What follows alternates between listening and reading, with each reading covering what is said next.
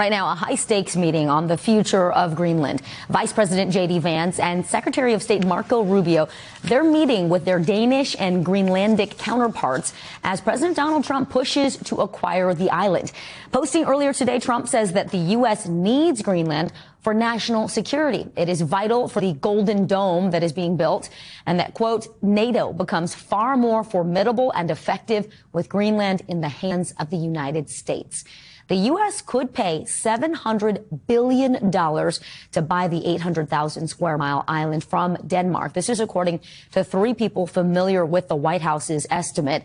But Greenland and Denmark say the island is not for sale. NBC News senior White House correspondent Garrett Haake joins me now. So, Garrett, the White House says, look, this is about protecting the U.S. and Europe from China and Russia from expanding their influence in the North Atlantic. So what do we know about the meeting that's happened so far and where everyone stands? Are they still dug into their positions?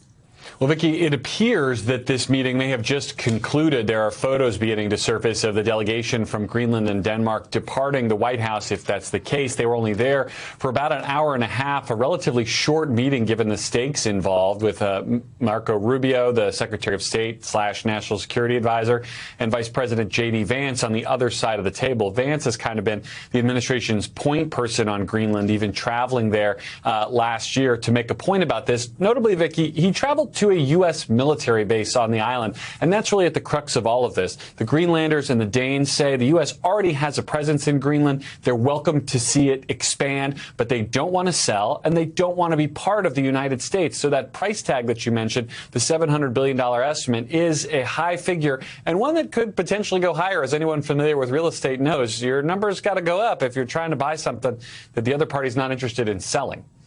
That is a very fair point, Garrett. We also understand Denmark is increasing its military presence in and around Greenland. They're also now doing more exercises with NATO allies. So if the president chooses to try to take the island in some way, are there discussions right now about potentially involving the U.S. military?